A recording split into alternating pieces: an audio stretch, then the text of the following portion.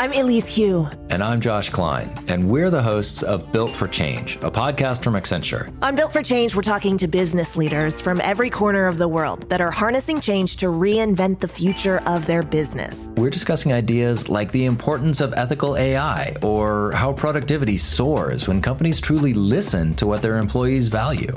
These are insights that leaders need to know to stay ahead. So subscribe to Built for Change wherever you get your podcasts. It's much more important to follow your instinct and something that makes you feel good rather than something on paper that might say, yeah, that could be such a lucrative product. But in the long run, if it's not something that is going to make you feel good or make others feel good, then it kind of defeats the purpose. This is your time. How can we earn twice as much in half the time with joy and ease while serving the highest good? That is our guiding question here at the Free Time Cafe, your home for heart-based business. I'm your host, Jenny Blake. Join me for conversations with authors, friends, and fellow business owners as we explore ways to free your mind, time, and team to do your best work. Now, on to today's show. Welcome back, Free Timers. I am so delighted to be here today with Rose Cox. She's the founder of the HSP Business School and host of the Sensitive CEO podcast. We met, I have to give big thanks to Dave Asprey, who had me on his show when Free Time was just launching, after we met in an elevator at a dinner event at the TED conference, of all random things. And Rose and I have been in touch in all kinds of different ways ever since. I've been a guest on her show. She's a BFF alumni, and she is just the most wonderful, joyful person. Her unique blend of soul, science, systems, and strategy combines 20 years of her experience in the fields of online business, hypnotherapy, coaching, and psychology to help her clients build a successful and sustainable business aligned with their energy and their soul. You can see why we're fast friends. She works with highly sensitive people, empaths, and introverts who have amazing gifts to share with the world, but struggle with both the business strategies and the mindset to fully step into their own. Rose, welcome to the show. Oh, thank you, Jenny. It's such an honor to be on Free Time. I've been an avid podcast listener to your wonderful show for a while now, and I think I told you last year you were my most listened show in 2022.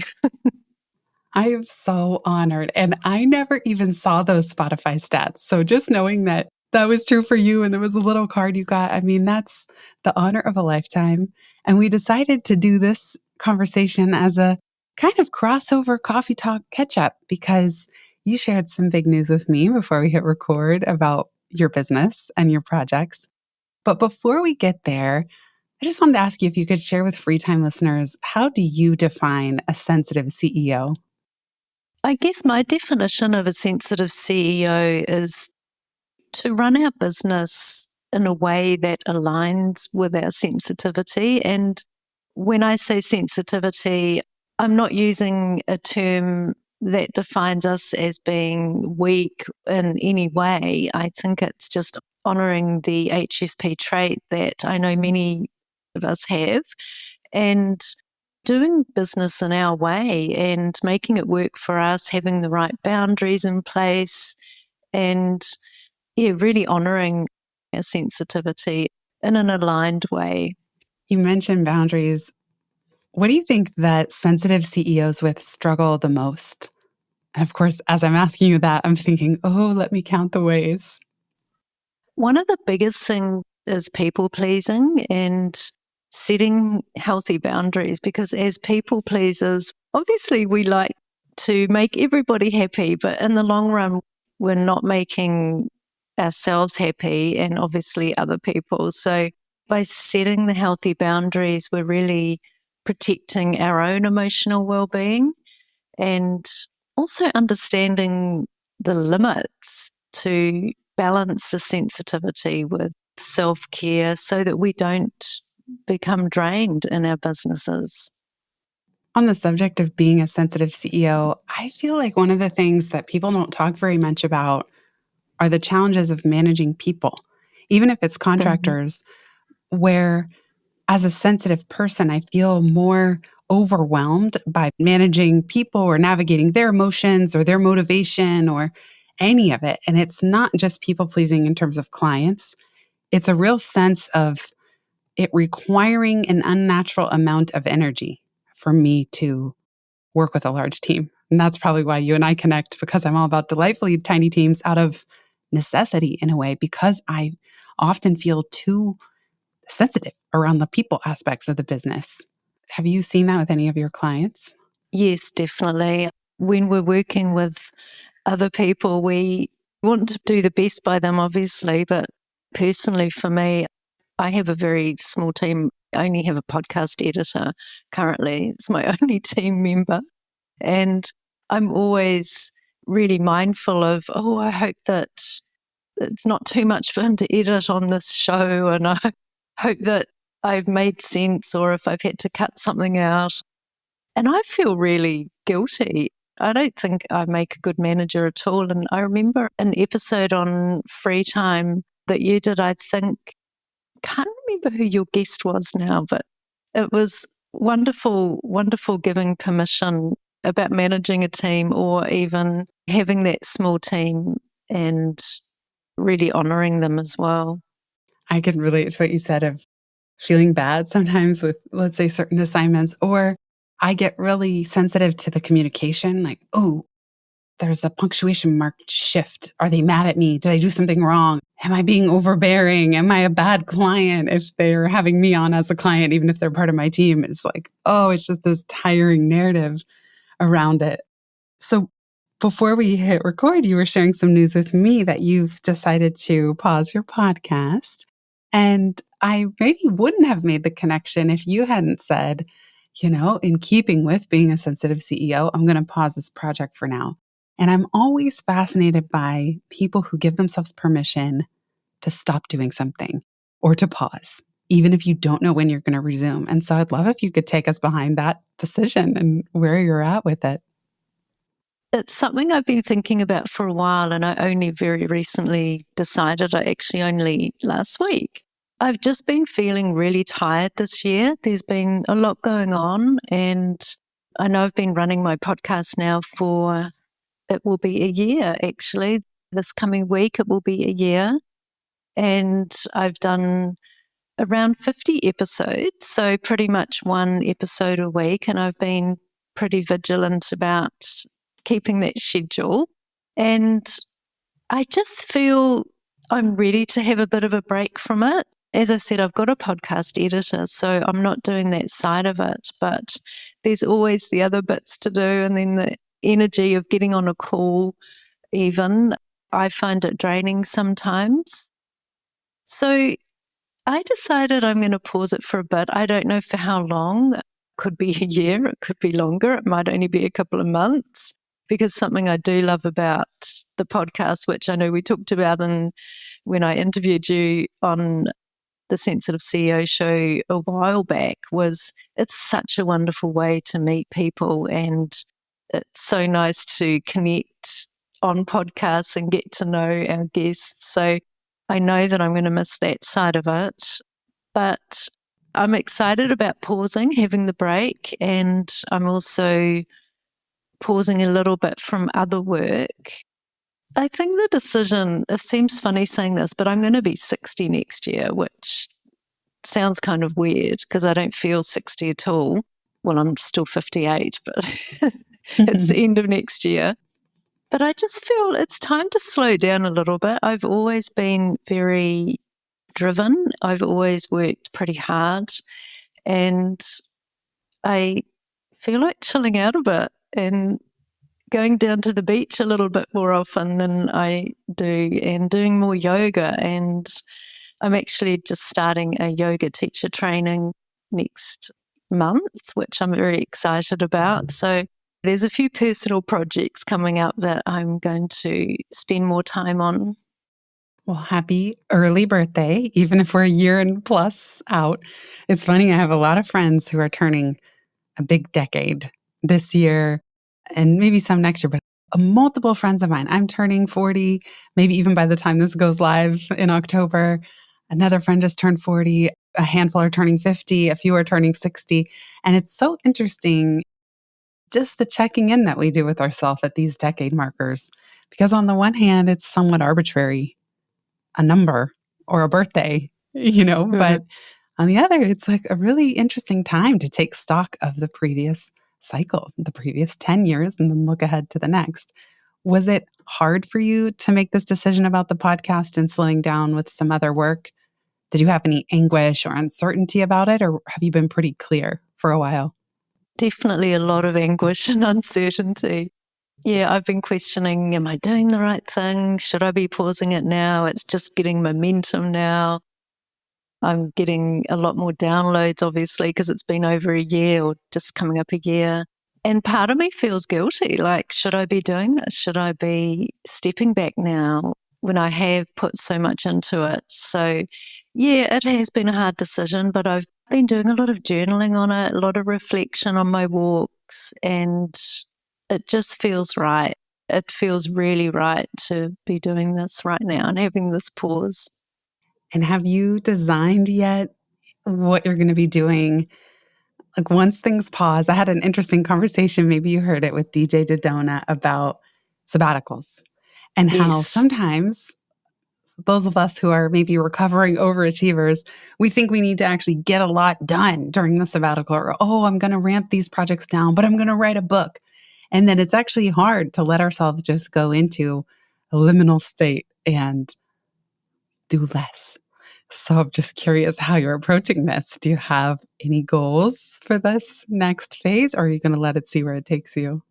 It's interesting you mentioned that episode because that really helped me. I remember listening to that on one of my many walks a while back, and I remember thinking, you always have the most perfect guests when I need it. And I do remember that episode. And so much of it was, I relate to that so much. I don't have any plans. It's funny, I have even the last few weeks. My husband's actually in Europe at the moment. So while he's traveling, I'm thinking, well, I can step back a bit too. But I haven't managed to have a break at all myself and spend less time away from the computer. So I guess one of my goals is to spend less time at my computer and out of my office, or even if I took the laptop to the beach, just to have a change, just to go somewhere different and have a break. That's a great goal. Just less time on the computer. I second that. I know sometimes I only work on my computer. I don't watch content. I don't procrastinate on any procrastination sites. It's just for work. And when it's closed, it is closed. Like I can't stand to look at it, because I do have an office in the apartment that we're in now in New York City, but also the computer is an office. Like the computer represents work. It's one of the ways I've always created a little bit of psychological separation. And I actually get quite antsy if people text me about work on my phone, because I'm like, no, that's not the work device. I know for a lot of people it is, but it feels so good to close the laptop sometimes. We'll be right back just after this. I'm Elise Hugh. And I'm Josh Klein, and we're the hosts of Built for Change, a podcast from Accenture. On Built for Change, we're talking to business leaders from every corner of the world that are harnessing change to reinvent the future of their business. We're discussing ideas like the importance of ethical AI or how productivity soars when companies truly listen to what their employees value. These are insights that leaders need to know to stay ahead. So subscribe to Built for Change wherever you get your podcasts.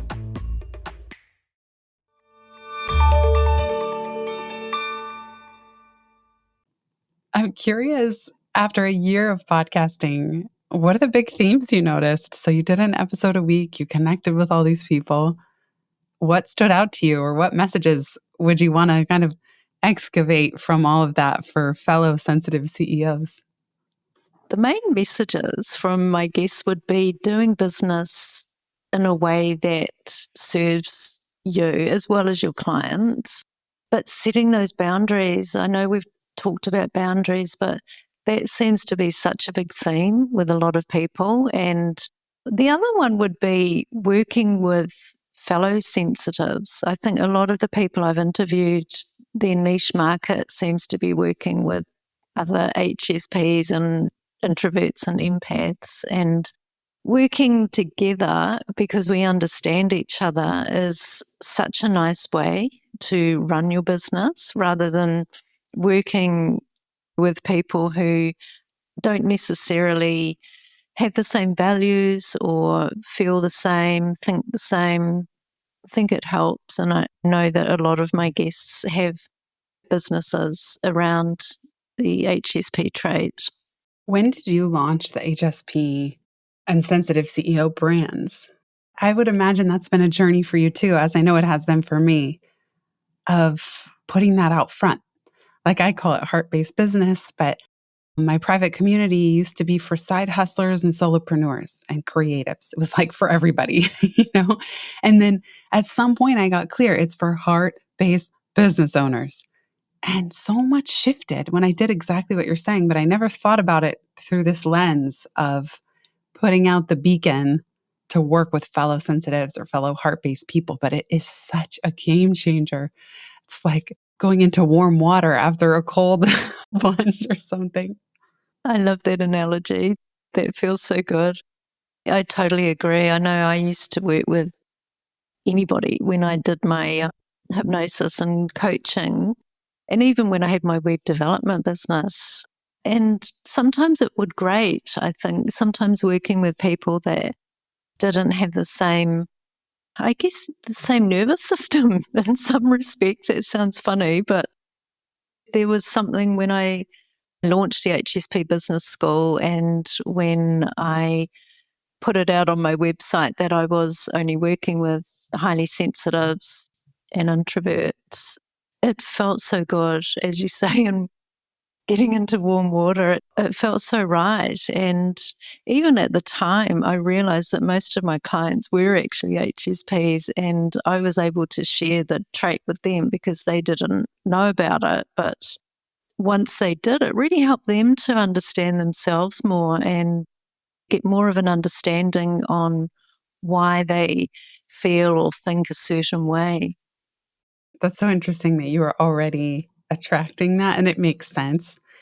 This piece around boundaries and doing business in a way that serves you, I keep coming back to it because I think one of the things that gets in the way, and I know it certainly did for me a little more in the past, but I'm sure it still shows up in certain ways, is that a lot of times my first impulse is to say, what's wrong with me? So if I'm overly sensitive, or I've been told my whole life, you're too sensitive, you're too sensitive. And so sometimes I don't always know which boundaries to set. And then I'll see or hear of a fellow business owner having some really strict boundary, which is now what I've tried to do, even in writing free time and sharing what I eventually got to in terms of how strict I am with my schedule. But sometimes I need to hear what someone else is doing to go, what? I can do that? That's possible? For example, coaches who used to have a no money back if you cancel within 24 hours, like that always felt so bad to me. And I always felt like even if someone has a crisis an hour before our call, I'm not going to take their money. And maybe we're not meant to have our call on that day. I always saw it as a bonus hour for me. It was usually never a problem. And of course, if someone was going to abuse a policy like that, that would not be good. You would talk to them about it. But it's just interesting to me, the self-talk around this before we even get to, oh, yes, you have permission to do business in a way that serves you. There has to be a piece of recognizing it's okay to have these needs or to have these extra needs or extra sensitivities around some of these things. That's so interesting. You mentioned that about those strict policies about no money back, and I'm totally with you. I always put the clients first, and if there was something that came up, an hour before, then yeah, I would give them another call. I wouldn't take their money and it wouldn't feel right. But then I guess if they're pushing boundaries, then yeah, that might be a different story. I love the idea when I started out with the hypnosis, I always used to sort of open up my calendar. I worked Saturdays, I worked every day of the week. I didn't work Sundays, but I loved the idea of just having client days. And I didn't know that you could do that. So I totally changed, I think, a year into it. I took Saturdays out and I took Mondays out, I think probably 6 months after that. And then I took Fridays out. And now I only work with clients 1 day a week. I just have that block. But it was seeing what other people do. And it was thinking, yeah, you can do that. You can just have 1 day for clients or 2 days for clients. And you don't have to have your calendar open all the time. And that was a bit of an eye-opener for me. And it helped me to set clearer boundaries. What other creative things have you seen clients or friends set up in their business to accommodate their sensitive nature? So the client days and then also days for podcast interviews and then having a total day off. So having a Monday off, either for self-care or for working on your business. And I generally do Fridays is generally my admin day and just working on the business or doing more yoga or going to the beach more. It really depends. I know a coach that I worked with a while back, she would have a week off every month, which I tried to implement. I got as far as blocking the calendar out. So I would not take calls or clients or interviews, but I would still be at my computer. I still found that hard to have that week off. And I also know people that have a month off every quarter, which I really like the idea of too. So moving towards things like that is definitely something I'm going to be moving into as well. What about the piece of being a business owner and a sensitive CEO, because it's built in right there to the title, just around the day-to-day uncertainty of running a business? And now, I'm not saying all sensitive CEOs are the same. I mean, some introverts or sensitives might be super creative and kind of thrive creating something from nothing and being internal and solving problems. Like, there's a lot to like here. But I'm wondering, from the mindset piece overall of just the challenges and pressures inherent to running a business, what themes that you see that are unique to sensitives in general, knowing that we can't just say for everybody? Creativity, definitely. I think by nature we're very creative and we have that, I guess, that depth of processing. That's one of the traits that Elaine Aron talks about, the lady who coined the term HSP. And I think having this depth of processing makes us really want to dive into topics, whether we've created these topics or topics that we're really interested in. And of course, curiosity is a huge one and love of learning. I know so many HSPs that I talk to and spend time with. We absolutely love to learn and love devouring everything we can about a certain topic and reading, listening to podcasts, doing online courses. And I think it's a beautiful side for us. Aren't podcasts the best? Because it's like Mm-hmm. you get to hang out with a friend, but there's no talking involved. You're just quiet exactly. in nature, walking. Sometimes I'm listening to a podcast and especially yours, and I just burst out laughing because I just think, yeah, I love that so much. And it all resonates. And as you say, it does feel like you're talking to a friend. And so many guests that you have on, I feel like I know them. Like I feel like I know you so well, but even your guests, I feel that I know them because they all resonate so much. I love that. Yeah. And it's like our brain probably doesn't know the difference in a way. I mean, of course, we know that in-person connection is wonderful. And if you're someone that gets overstimulated, your mind just doesn't know the difference. Like we could be on a walk with two friends and you're mostly in that quiet observer mode or be sitting at coffee with these two people. So I can totally understand and relate to that. Like I love listening to podcasts. I think that's why I love creating them so much because they're just so wonderful and relaxing. And I don't have to tell anyone who's listening because you're here listening. We'll be right back just after this.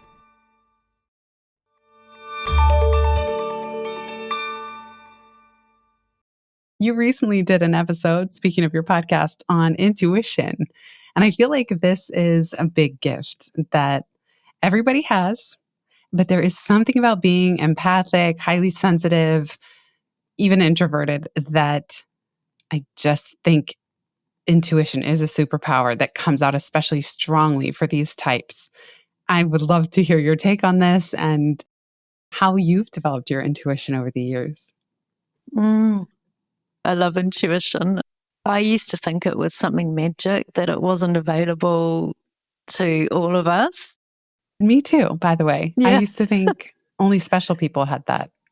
Yeah, same. I thought it was a superpower. But then even before the HSP, before I understood more about the HSP trait, I realized it is available to anybody who really has an interest in it and wants to hone it. But I guess ways that I've really learned to develop it further is meditation has been a big thing for me. And I have been meditating for many years.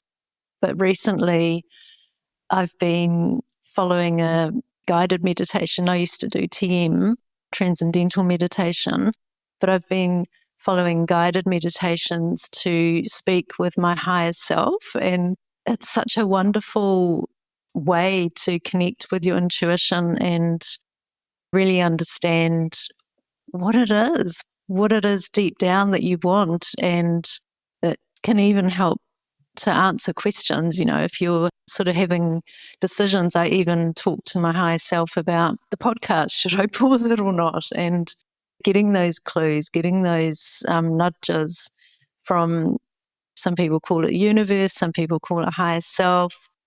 There's so many ways. I think journaling is a wonderful way as well. I do a lot of journaling, and even being in nature, just walking, being around trees and just the ocean, just being in nature and absorbing everything around you and looking up at the sky. It sounds a little bit fluffy when I talk about it, but there's just something about having that nature, being surrounded by it. And I'm very blessed where I live. There's a lot of water and a lot of forests around us and national parks. I do spend a lot of time outside when I'm not in my office.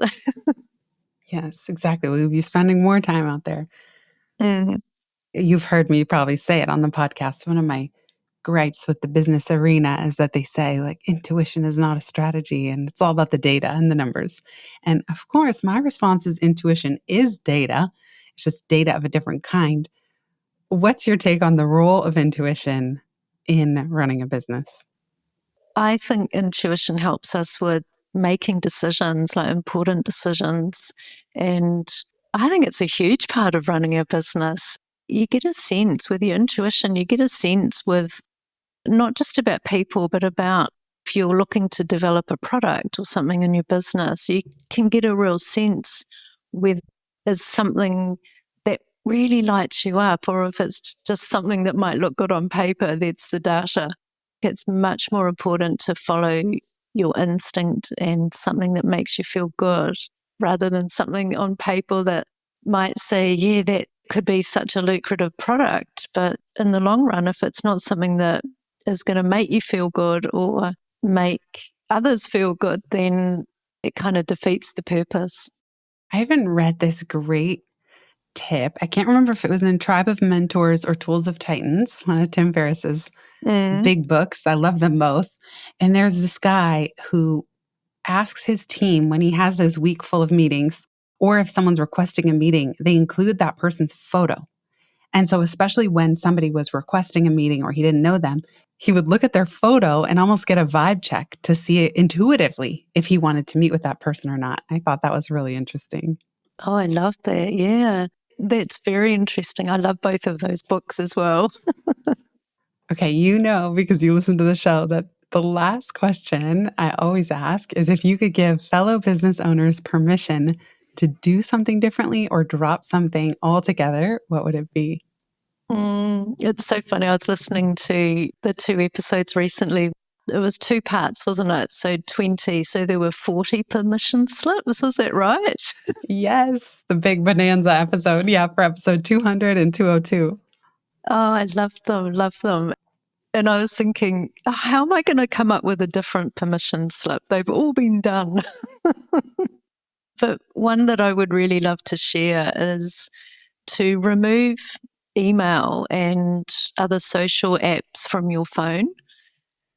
And it might sound a bit scary to some people, but I know you were talking before, Jenny, about using your phone just not for business.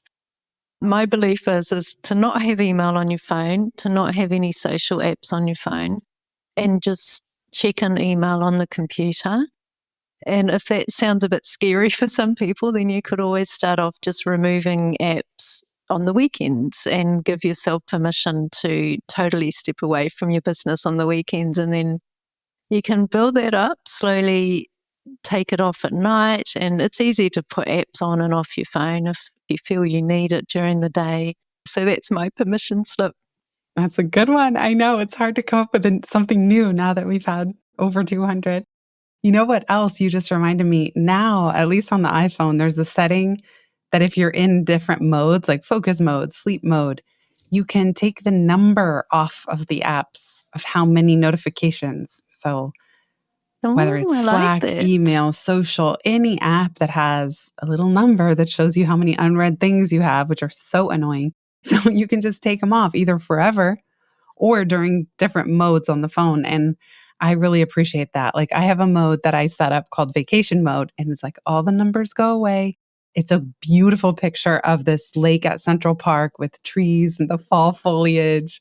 And it's like just a calming backdrop photo, different lock screen, and no numbers on the apps. And even that is calming. That sounds beautiful. And I love that I don't have notifications. I have no notifications at all on my phone. So I never get those numbers. Brilliant. And I'm just so happy. It's that serendipity popcorn at work, because who could know that I met Dave serendipitously. You've been a part of his world for a long time, but living across the planet from where the two of us met, which was across the country from where I live, and it's just so fun to see these kernels pop and this connection that you and I have made, and to see it continuing and really becoming something it's so rewarding. And I love the work that you're doing. And I can't wait to see what this pause brings for you, and this sabbatical and slowing things down, pausing the podcast. I know that whatever emerges will be incredible. And I just can't wait to follow along. Thank you so much, Jenny. And I just really appreciate this connection that we've got. It's just so lovely to connect with you. I feel very blessed.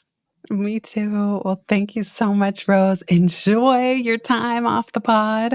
And listeners, thank you so much for being here. Have a beautiful rest of your day, everybody. If you've listened this far, you get a gold star. Thank you. Word of mouth is the most joyful way we can grow this show, and it helps us land interviews with the luminaries and insightful guests that you would most love to hear from. Please send this episode to a friend who might find it helpful. And for show notes and related links from this episode, visit itsfreetime.com. While you're there, make sure you're subscribed to the Time Well Spent newsletter. You'll get instant access to my tech toolkit, a continually updated list of all the software I use, along with the total monthly spend to run my business, where no one works full-time, even me.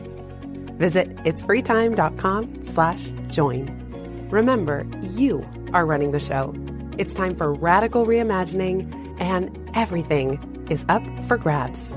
Let it be easy, let it be fun, and build with love.